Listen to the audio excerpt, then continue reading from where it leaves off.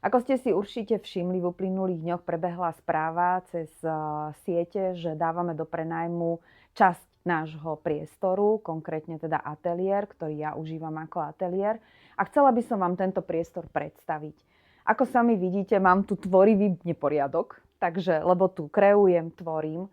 Tento priestor je úžasný, ja ho naozaj milujem v tom, že je vysoký, je nádherne presvetlený, má krásny výklad, ktorý vám potom ukážeme aj fotkou zvonku, kde práve tento výklad môže slúžiť na vyloženie vašich výrobkov, produktov, ktoré tu chcete. Nechať má krásnu tapetu. A vlastne z tejto strany je vstup do tohto priestoru.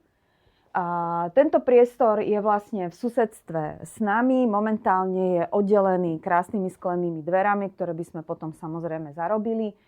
Alebo ak by sme sa dohodli mať zdieľané prevádzky. No a na čo je tento celý priestor určený? Viem si tu predstaviť parádnu predajňu s obuvou, napríklad. Pekný priestor pre možno že nejakých kreatívcov, či už nejakí, ktorí by malovali alebo niečo vytvárali. Môže tu byť showroom, či už pre nejakú stavebnú firmu, alebo do toho, ako bude cítiť. A dá sa tu v podstate odprezentovať množstvo vecí tým, že ten priestor má fakt, že úžasnú výšku, má veľmi dobrú svetlosť.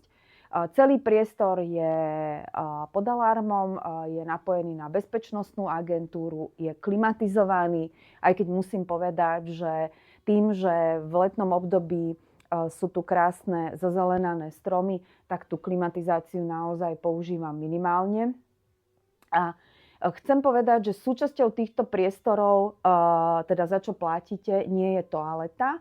Toaleta je zvlášť a to by som vám aj ukázala, že je vlastne do tejto prevádzky možnosť prístupu nielen zvonku, ale aj z boku. To vám ukážem.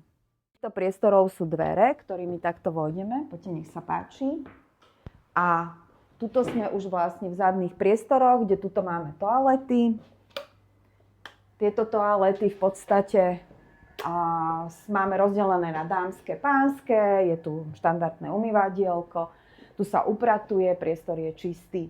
A tuto vlastne z boku sa do týchto priestorov dá dostať, kde tuto je vlastne ovládanie alarmu. Čiže vy viete si, keď aj tovar dostávate, odtiaľto v podstate prinášať. Nemusíte to ťahať vlastne cez predné priestory. No, toľko to asi k našim priestorom. Ja pevne verím, že si svojho suseda nájdeme.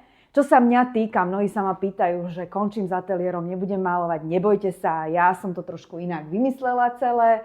Takže veľmi sa tu tešíme na vás, neviem koho ešte, ale sme naozaj otvorení čomukoľvek a verím, že si to nájde nejakého dobrého majiteľa a budeme mať parádneho suseda.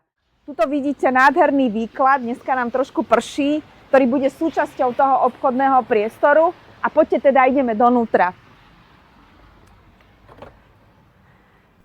Tadeto sa vojde dnu do vášho budúceho nového priestoru. A ako som už spomínala, v tom krásnom výklade vidím vaše topánky na predaj.